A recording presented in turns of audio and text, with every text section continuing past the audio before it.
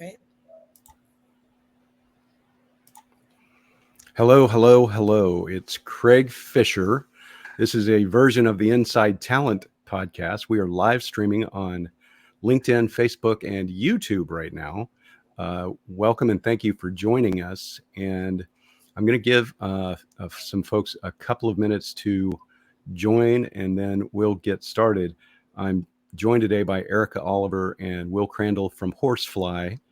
And Horsefly is a tool that I use very often with enterprise level global customers to understand their market dynamics, the economics of hiring, and other valuable insights. We'll get into that a little bit later. And today we're going to talk about what to expect in 2024, how to navigate your hiring situation, and really how to pivot your business when necessary and if necessary, and how you as talent acquisition, HR, and recruiting can have an impact on your organization with a little bit of valuable knowledge. So I think now is a great time for Erica, you, and Will to introduce yourselves. Erica, why don't you go first? You bet. So my name is Erica Oliver, and I'm the VP of Customer Success and Product Strategy. Um, I oversee, obviously, the customer success team and partner closely with Will and our CTO on product strategy. Based in the greater Boston area, spent a lot of time in Colorado and grew up in the northern Midwest. So happy to be here. Cool. I'm Will Crandall, founder and CEO of Horsefly Analytics. And I've spent the last 12, 15 years of my life solving HR problems with data. All right. So let's get into this a little bit.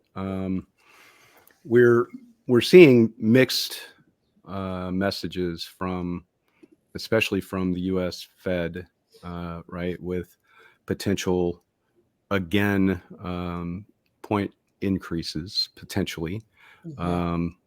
We've got. I read a very interesting article recently on Inc. that it is now not really feasible to purchase a home in the U.S.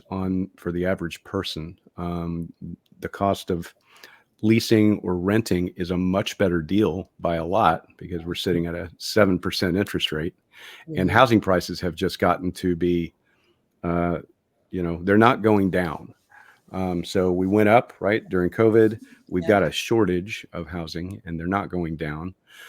And it also leads me to wonder what that rental market means for the average individual trying to own rent houses, right? If you don't already own them, it's going to be tough to buy them unless you're doing it with cash because the interest rates are so insane. And so that's a trickle-down effect that kind of changes everything else, the way buyers act and the way businesses have to react.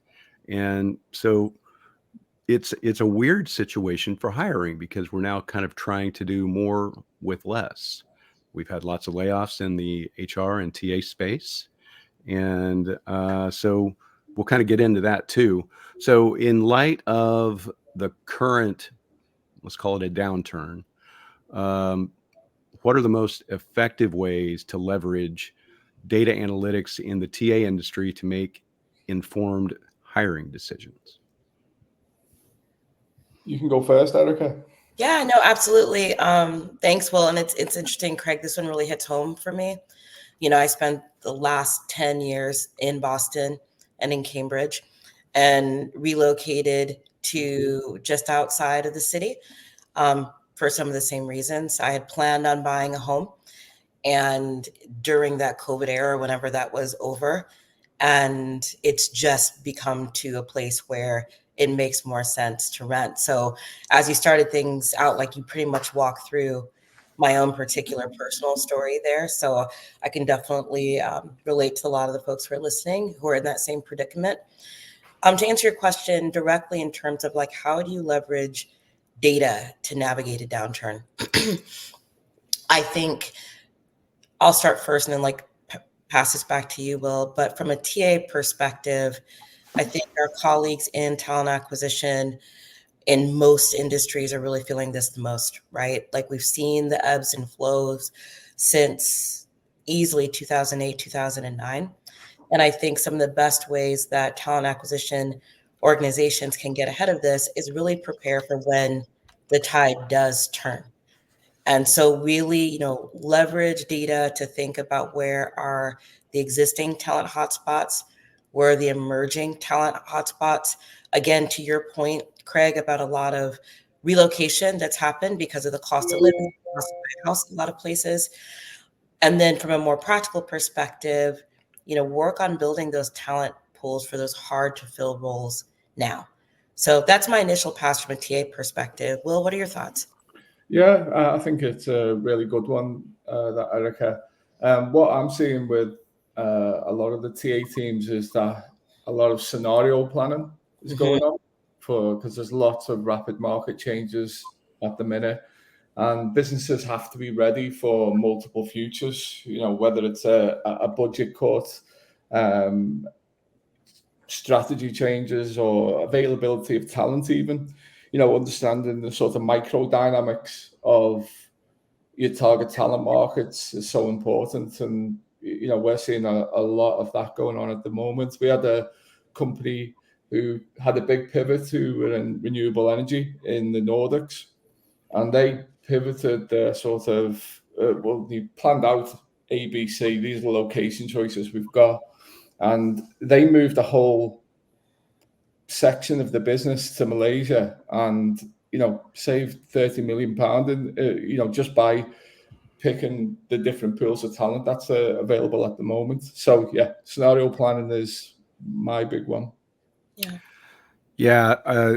It's interesting to see when those pivots happen. I was part of a big one with Allegis Global Solutions several years ago. And it was pre-COVID, but we made the decision to offshore a lot of our sourcing strategy to the Philippines. And that group became a key partner for us and a big part of the organization. And I was I had a global team at the time. And, we found that Philippines team was not only extremely responsive and fast, but very interested and eager to, be part of what we were doing for, big customers. Yeah. And I've seen this a lot recently with several of my current customers. And, I do advisory and consulting for Fortune 500 organizations. And as we kind of downsize in certain areas, companies are still hiring, right? I mean, and this is the tricky part. So we do have a weird talent market because we've got a whole lot of white collar workers that are shouting on LinkedIn and other places that corporations just aren't responsive right now. But at the same time, recruiters and TA leaders, HR leaders, hiring managers still have to find a way to hire with this explosive amount of applicants, right? Most of whom aren't accurate for the job. And so I can imagine, and I know that for me, it's really helped to be able to dial in with market analytics to, kind of help people to opt into or out of the jobs that I'm helping to fill better. Yeah, it's so true. And like, it comes to, like Eric said, data-driven decision making. Being able to unify, set realistic expectations with internal stakeholders is just so important. This market is just different, and being able to present it with cold hard facts is really important. And we've seen that, haven't we, a lot, Erica, with navigating the challenger market. It's multiple views. TA and hiring managers aren't sometimes aligned, and yeah, no, that's exactly it. And to add to that, I think when I think with the larger organizations, they're also doing a lot of analysis and skill gap analysis as it relates to existing employees. So if people have had to make hard decisions around layoffs or any kind of transformational work, generally there's some skill gaps that have been unearthed that they weren't aware of. And so I think that's another way that people are using analytics to say, okay, what's in the market versus what do we have internally, and really trying to make informed decisions when they have to make tough decisions on folks that are working there. I think another thing too, and I feel like I'd be remiss not to address this. I think a lot of folks in TA, as recruiters and talent acquisition professionals, like some of the best have been impacted by layoffs. And so it's a hard message sometimes to hear that some areas are flourishing and some aren't flourishing. And just to kind of tag on to this, I know we're going to probably talk about it later, but one of the ways, if you're in a company that's facing that potential restructuring, leveraging data to inform the decisions that you present really adds to your own internal value. And I know we'll speak to that a little bit later too. Yeah. So I think you're hitting on a really interesting point. And Will, you kind of touched on this as well. In order to get things done, in order to get budget for things, in order to add value, you've got to make a case to upper management with data, right? And it's very important. Will, you and I were talking about marketing budgets earlier, and even if you've got leftover budget in your 2023 bank, you still have to make a good case for how you use it. And so for TA leaders, I know that when I've in the past been in that position and wanted to, for instance, do employee advocacy versus straight up advertising spend to attract talent, I had to prove that it would save us money and improve our results. But what are some other ways that recruiting and talent leaders can pivot and kind of impact innovative decision making in a market like this? Yeah. I mean, the main thing that Eric had touched on before was, TA are finding solutions to skill gaps from within their own internal organization. That's typically been workforce planning, resource planning, who have sort of done that. But just on that point, and it's probably related to your question, is that we're seeing TA work much more closely with workforce planning on the first horizon projects. So, short-term 12-month projects that TA can, have a real sort of impact on. And I think that's been the sort of biggest change. Those people who haven't been impacted by TA have took a broader view of their own roles. And a big part of that is internal mobility. Absolutely. And I can agree with you more on that. And I think other things that we're seeing in TA, to Will's point, is a lot of overlap. We're seeing it in the TI space as well. We're seeing an increased overlap between talent intelligence, workforce planning, people analytics. There's always been a little bit of an intersection, but we're starting to see that to merge even greater. And I've heard through the Talent Intelligence Collective and some other folks that are really close to the labor market analytics space that there's kind of an emerging discipline, we'll see if it sticks, around workforce intelligence. So really thinking about the external market data, looking at their internal market data from the talent pools, and thinking about location strategy to really drive all of those decisions. I'd say another element, kind of circling back more directly to your question, Craig, like what are some of the things that you can do to make a more compelling business case to senior leaders? Let's take marketing as example that you mentioned. Really getting crisp on where your target talent is, leveraging data to do that. That'll help you better target your marketing efforts, and also targeting your marketing channels. So for example, if we're thinking more white collar talent, LinkedIn, like obviously that's a no brainer. If we're thinking demographically, Instagram, Snapchat may make more sense. Facebook might make more sense for others. And there's a whole story that we can follow up on that later in terms of what types of candidates typically use what channels. And then lastly, with that kind of amalgamation of really thinking about who we're targeting, where we should target it, then working with, your either internal or external recruitment marketing partners, and just get the most bang for your buck when you're doing those types of activities. What are you saying, Craig? What's that? What are you saying, Craig? Yeah, so this whole notion of overlap and talent intelligence is probably the most popular topic I'm hearing right now, right? So TA teams are asking me, Craig, we want to add AI to our tech stack. And so, right, and my first question is always, why? Yeah. Right? What do you think you're going to do with it? Yeah. And I think the number one use case for it, all right, so yeah, you can automate interview time slots and calendars and, take non-recruiting things off of recruiters' plates, but that's kind of table stakes now.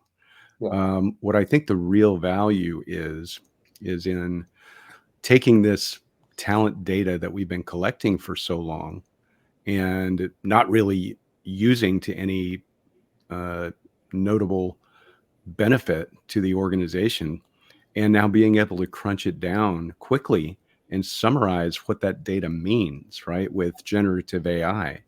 And that's the biggest benefit, right? So you ask ChatGPT, for instance, to rewrite a job description for you, and you can't just copy and paste what it says, because it writes in flowery language and it's full of bias, and it's not good. So the human eyeballs still have to be on those types of functions. But for taking large quantities of data or information and summarizing it, it's very good at that. Mhm. And in those situations, it doesn't matter if there's some flowery language in there. Mhm. Yeah. But so I guess when you're trying to do more with less, and that's some of what AI is able to help us do. But otherwise, we need that talent intelligence to really inform, that internal mobility function. Yeah. And right, how do you know when someone walks in the door what skills they should have 5 years later? Yeah. Right. I mean, you only get one resume from them. Right. Right. So you could go out and check all of your employees' LinkedIn profiles, assuming they've ever updated them. But that's kind of a trick. Yeah. But so what are, I guess, some KPIs that we should kind of implore our talent functions to keep an eye on when we're trying to do less with more? That's a Right. great question. I have so many thoughts about this. The first one is, if you have a talent intelligence team or workforce planning team, talk to them first before you establish your KPIs. I think before I answer this a little bit more directly, I think talent intelligence, internal professionals, and workforce planning professionals, they have such a wealth of information to really drive the creation of impactful KPIs. And so that's really like my most holistic answer, is talk to people who know, who understand the swath of data, and help them, like leverage them to help you develop realistic KPIs. For those that may not have those functions internally, I think it's important to first do a heuristic analysis of all the activities that your TA teams are doing. Then look to the areas like, what can we automate realistically to what you were talking about? So interview scheduling, so on and so forth, the table stakes kind of thing. I say start there. But I think I don't see a broad brush around KPIs there to get them right. But would love your perspective on that too, Will. Yeah, I haven't really got much to add on that. All I'd say is, the traditional age-old ones that everyone sort of historically looked at, like time to hire, cost of hire, stuff like that. I think with the advancement of the data sorting, we can actually sort of look at them in a bit more detail and make them more useful. Taking into account, the time it takes to interview someone, the resource you're using to do that. But yeah, I think what Erica said is talk to people. Absolutely. Mm-hmm. Yeah, and I suppose that assumes that your organization has a talent operations team in the first place, Yeah. right? I mean, a lot of times that gets sort of dumped on, people with other jobs, Mm-hmm. right? Or it's part of maybe a shared service in HRIS or IT or something like that. Yeah. And there's more to it. I mean, I think to both your points, there's more to it than just creating some fancy slides with the results of the data. It's what do you do with it after that's really important. And I think Horsefly certainly has benefited from the advancements, right? I mean, we've had AI for years, right? But generative AI and open source and have changed the game since really first quarter of last year. And so, speaking directly to my market intelligence vendor, right? How has Horsefly adapted some of the capabilities that lends us to, be more functional for TA teams? Yeah, I mean, I think the generative AI stuff is more of a part that helps us bring more color to our data. In terms of improving how the user can consume the data and integrate with the data. So, for example, we're developing the opportunity for our users to speak to Horsefly at the moment and just say questions like, could you provide me with the top 3 locations to hire a Java developer with Hadoop, across the globe? And the part where it really helps us is sort of turning that question into something that's right for us, or within our perimeters. Mm-hmm. I think it's we've been working hard in the data for so long, and this, translating our taxonomy to 4 different versions of Chinese, for example, is something that we've done the hard yards on. And generative AI doesn't give you a solution to the problem, the taxonomy problem, for example. It gives you sort of high-level categorizations, but it's never going to give the solution to the problem. So, yeah, we're sort of excited about generative AI, but we're more into the whole graph database world, which has sort of come on leaps and bounds recently, thinking about the adjacency of jobs, for example, and like having different 4D models around the chronological order of jobs, the type of skills, job titles, companies, soft skills, hard skills, different categorization of skills, and building out AI that allows us to give people instant answers from that type of data. So I love that answer for so many reasons, because you could easily look at a talent intelligence or market intelligence tool and kind of be real generic with what you're trying to discover. But I feel like that capability gives the average user a whole lot more power, right? I mean, it's almost suggesting a good use case for the data, which is fantastic. So let's pivot a little bit and talk about relocation trends, right? So we touched on this earlier, and there's a noticeable shift towards suburban relocation, right? In all areas. And, you know, downtowns are just becoming a strange place.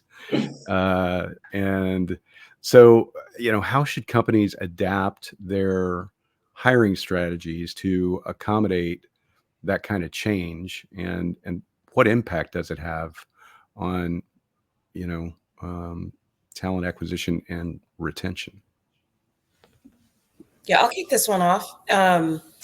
You know, I think with the COVID era and the forced need to be remote, that just changed the entire ecosystem on where you work, how you work. And I think there are people that lived in the big cities, New York as an example, Boston as an example, San Francisco definitely, where I think people just got a taste of not living in the heart of the city, not dealing with some of the things that comes with certainly the prices. And I think after 2 years of that, people got used to it. They adjust their spending to it and thought, yeah, you know what? The smaller town in California is way more suited to my life than living in the Bay Area directly. Um, and then, you know, moving to kind of where we are now, the shift to more of hybrid working models for many of the big companies, in some cases, return to office. I think that's impacting many companies' ability to hire high profile, high caliber talent that doesn't want to sacrifice the lifestyle that they've almost earned, making it through COVID and what that means for themselves and their families. So in my perspective, what I think companies should really think about is that cost benefit analysis. I mean, I think it'd be great thinking from a US perspective. I mean, it would be great to invest offices or satellite offices in some of these more like smaller, notably smaller towns and feed into that economy. I think that would be a great thing to think about holistically for companies. And then I think another thing that, you know, I came from FANG prior to joining Horsefly.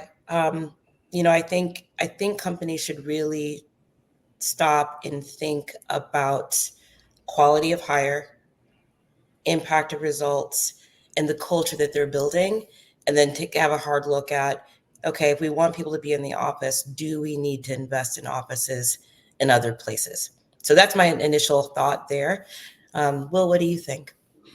Yeah, I think it's we've always had some fully 100% remote employees, so we were quite used to what needs to happen when COVID happens.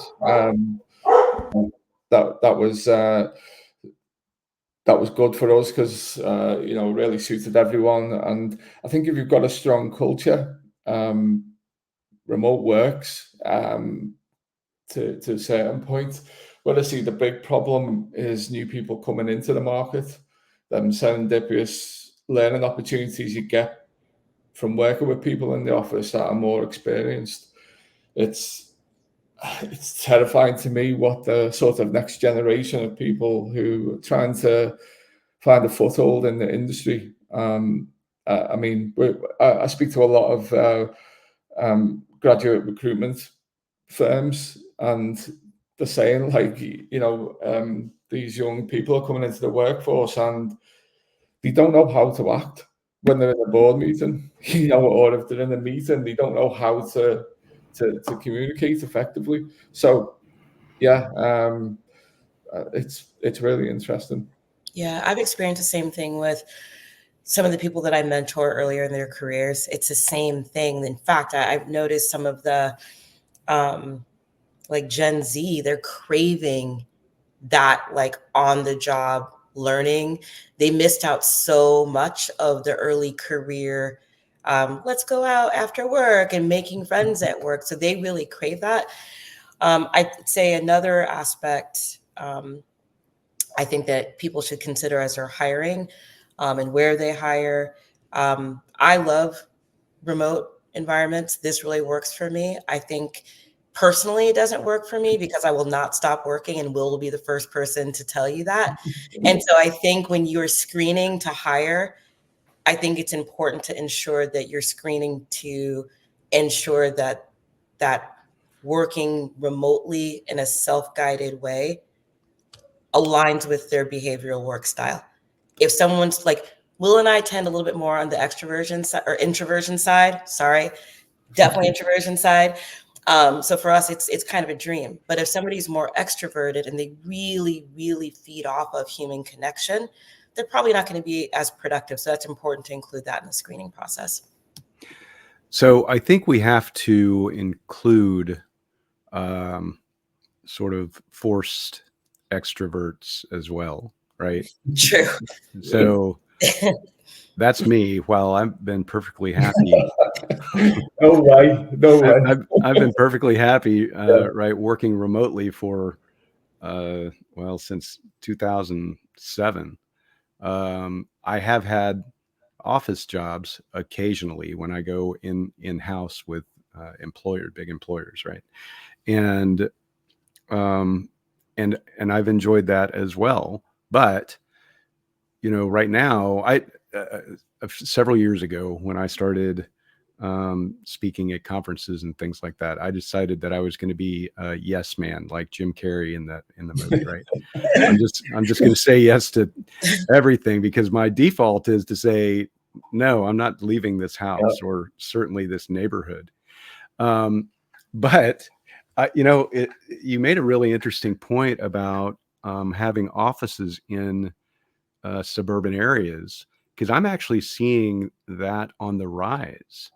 Right, I'm seeing companies put smaller satellites in suburban areas, and I think that's a brilliant solution. Right, we're going to have to do something with the office space that is, these giant, cavernous, very quiet and empty places now. Right. And so they're going to end up being mixed use because we've got a shortage of housing, and we've just talked about how it's cheaper to rent now. Right. Yep. And so there's a solution, there's a way forward, and it will create jobs and expansion. And I mean, it's the phoenix of our real estate crisis. Yeah. It really is. And I think, like, I'll admit my bias because I grew up in small towns in the northern Midwest. But, we have clients. So I think in terms of like staffing and large RPOs, that, a large chunk of their business is light industrial staffing, as an example. Or if we think about the large non-staffing RPOs, you think about warehousing and delivery drivers and that sort of thing. So I think, it would be interesting to consider, if the cities are open to it, if you have like, a town in Michigan that has the infrastructure for more of that light industrial vibe, or towns in Wisconsin or towns in Indiana or Illinois or Kansas, maybe looking at that as a satellite office. It would be interesting to see what it would do for the American ecosystem in a good way. Should we co-invest in some space, Craig? That's probably a good idea, right? Yeah. We should get ahead of that. I think California and China have beat us to it. Yeah. We might be a little. There's some pockets. There's some still pockets we can get into. Yeah, no, I agree. I very much agree. I think, in fact, the American Northwest hates this trend right now because that's what's happening there. Right. The Great Wide Open is getting populated, which is still a fantastic place for me to visit. So I'm not complaining about any of that. But I think what we're saying is that flexibility is very important right now, right? If you're going to win the talent war, you're either going to say, we're not flexible, and anyone that doesn't want to be with us in this office, this one place, good luck, you're Yeah. fired. Or we don't want you. Yeah. Or you can get the best talent, which if they're wise and smart, they have moved Yeah. and Yeah. right. They've gotten to a comfortable, nice place. Yeah. And so, yeah, how important do you all feel that flexibility is going to be for 2024? I think it's going to be critical. If you don't mind me going first on this, Will. I mean, I think, there are other talent demographics that, I mean, I think even in our own company and other companies. So I think about working moms or working dads that are like the primary caregivers. Like some of the most talented people in the workforce fit into that demographic. But if they're forced to commute into an office an hour or even 45 minutes, that impacts things with their family. And so I think flexibility is really important for working moms and working dads that are the primary caregivers. Yeah, absolutely. I think, as I said before, if you've got a strong culture, you've got people bought in, you can afford flexibility. But I wouldn't hire any really first stage of the career people without having some form of office set up for them. So we've been discussing that the back end of the year, and if we were going to go ahead with those plans, we'd set up a rota so the experienced team can come in and work with them on a rotated basis. Yeah, you're so right, Will. And I think the other side of the coin, too, when you offer flexibility, is the expectation around results. If you provide that full trust that comes in being fully remote or lots of flexibility, I think, you have to earn the right to have that. And so the expectation of delivering is far higher, at least from my perspective. So it's interesting. That's a fantastic point. I saw an article earlier today. I see a lot of articles. But I saw an article earlier today that said a study shows that companies that have engineers, right, in the same space are more innovative. And other functions where innovation could and should take place, that they are. Now, this is just one study, right? And so we'll see something next month that says the complete opposite. That's the problem with this kind of data. Yeah. But we can't really predict, and we haven't been very good recently at predicting how quickly we'll have a turnaround and what that turnaround looks like. Because before, we were concerned about inflation. Yeah. And now we're talking downturn. And in some cases, those terms are used together, right? I mean, one signals the other and vice versa. But, we'll know more by the end of first quarter of next year, right? The political picture will become a little clearer, and we'll either be in some kind of military conflict or we won't, right? And the pandemic, for all intents and purposes, was our most recent war, right? And that caused an expansion. Yep. And then that expansion, that war kind of ended. And as happens in every post-war scenario, there's a bit of a recession.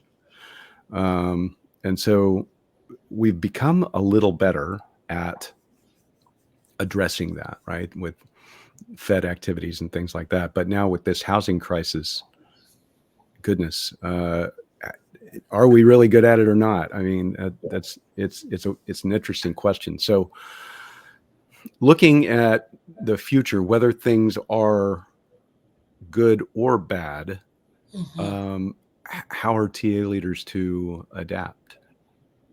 Do you want me to kick this one off? Will knows a lot to say on this one. So, I think one of the most amazing things, and again, I'm biased because I came from this space, that TA professionals and leaders bring to the table is that they have far more skills than you could ever imagine. And Craig, you probably know this too with your background.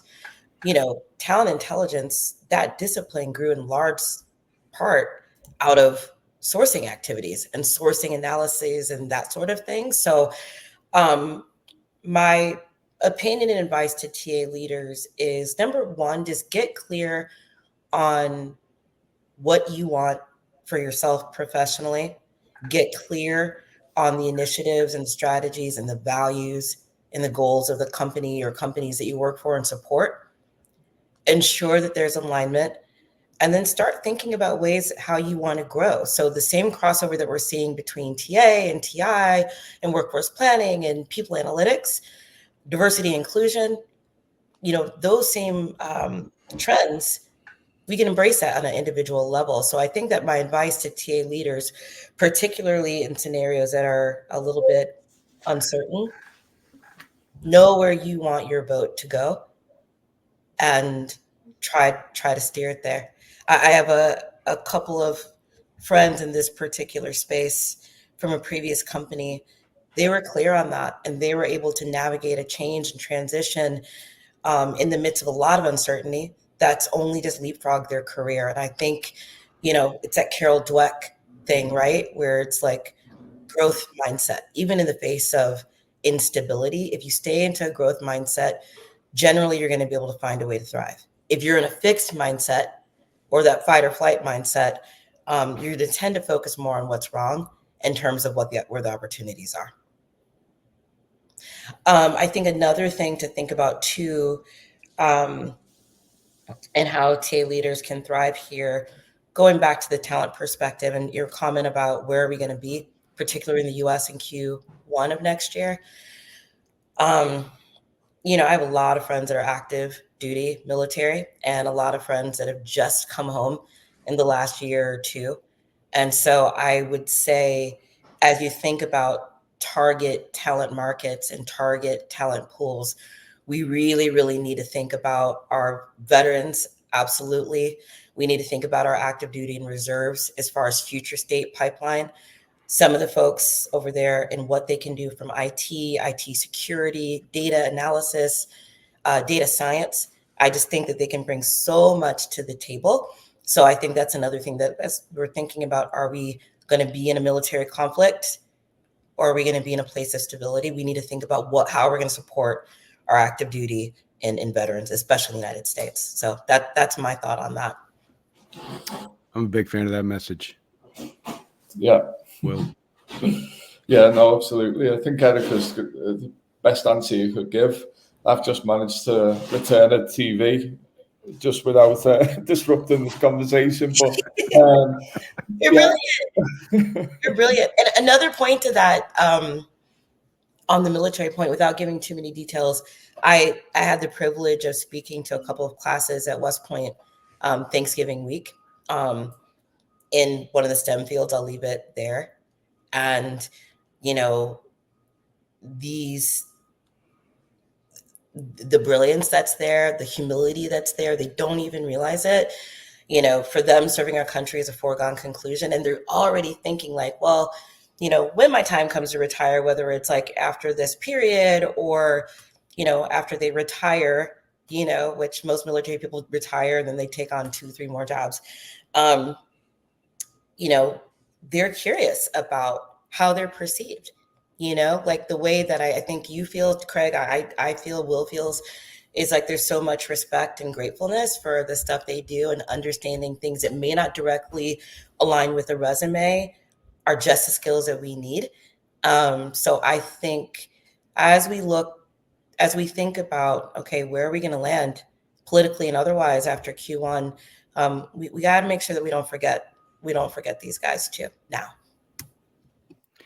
Yeah. So it's interesting. I've got one of my good friends who coached my youngest son's football team for years, and he's part of a group that we have that gets together for happy hour on almost every Friday for the last 5 years.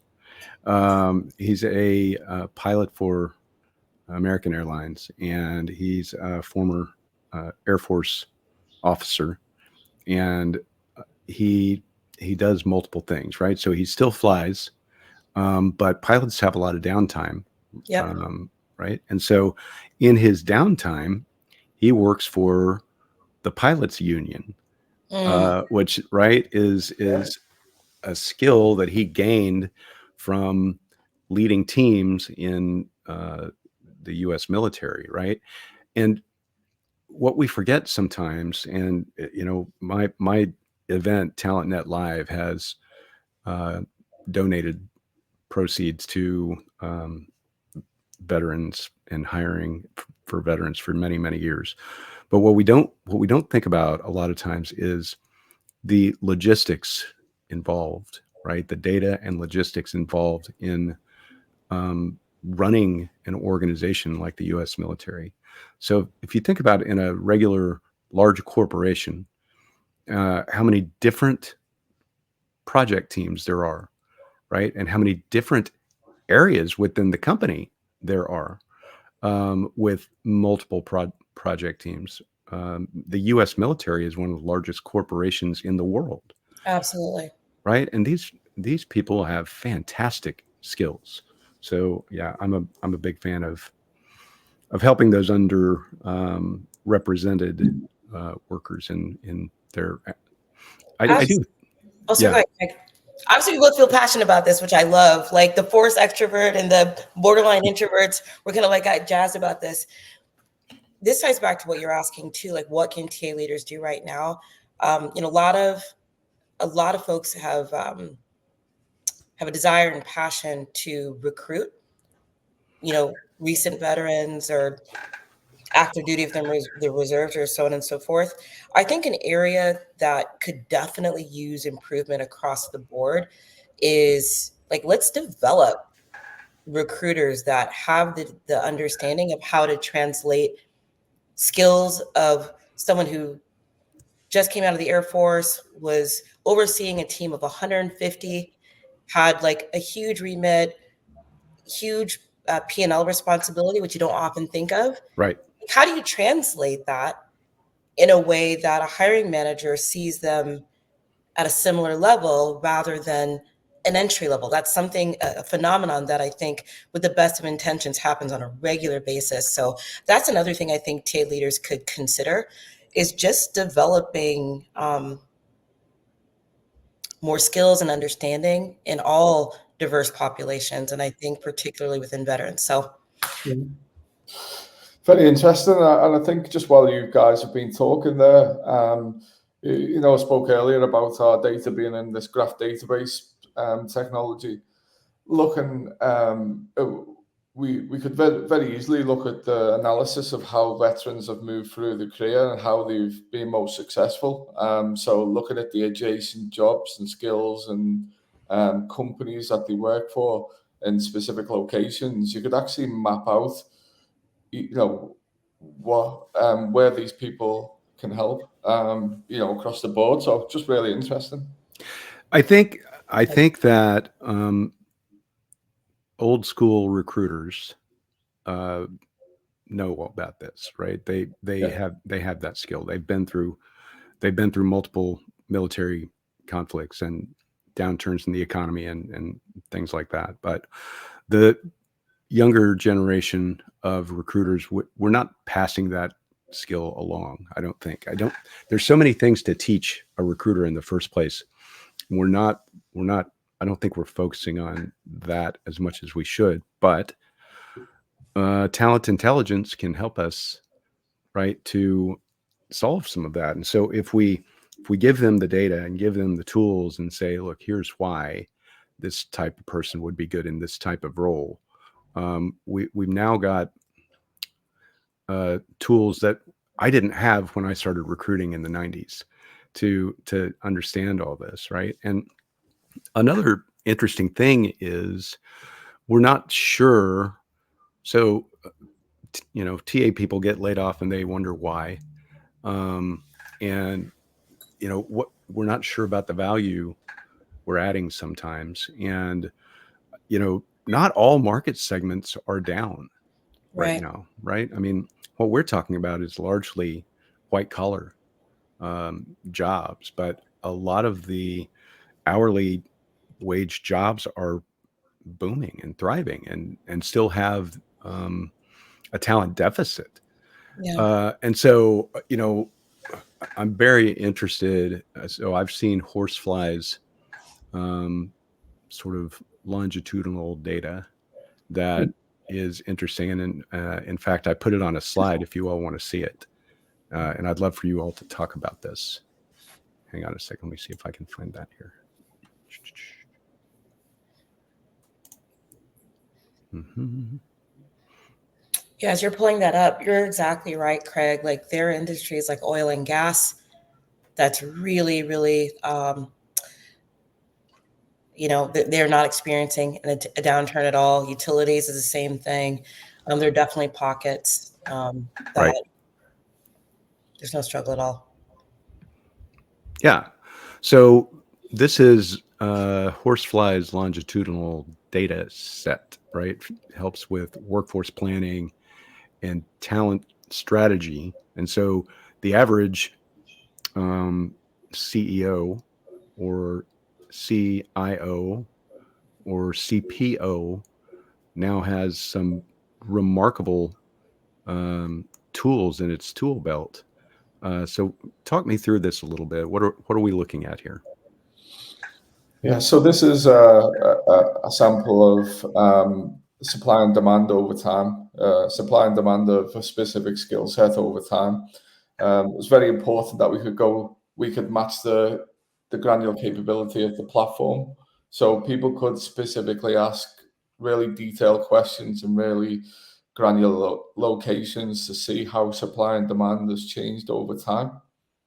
And it it's a lot of the data in talent intelligence, and it's all about what's happened historically. But this is the really predictive, and it gives you a 3-year view into the future, well, 12 to 3-year month view into the future to see how we expect the dynamics of the market to change. I think, Erica, you've got first-hand experience of working with clients.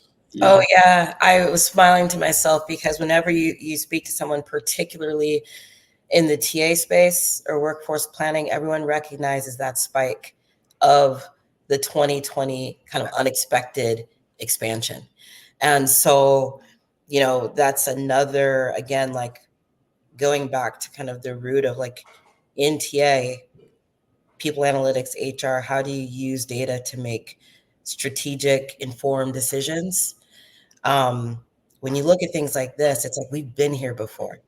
We've been at the downturn. Like at the beginning of COVID, we all remember the US, 90% of the companies were laying people off or freezing budgets. And then there was that huge rebound. And so, I think we don't know what the future is going to hold necessarily. It's hard to predict where we're going to really land. We hear some mixed messaging, particularly in the States. But if we've learned anything over the last 10, 20 years, it's just to be prepared. Be prepared. Look at, like, remember what we went through in 2020, the 20-hour days of trying to find talent, and identify your key skill set and develop those talent pools now to be ready when things turn around.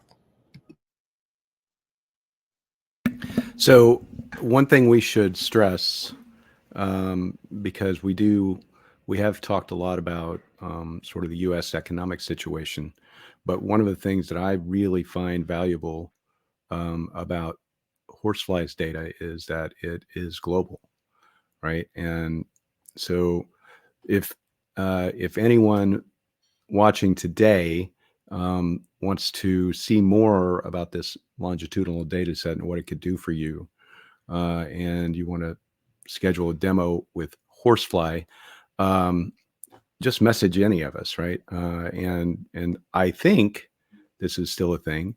I think if you do set up that demo, you might get a free copy of my book, Hiring Humans.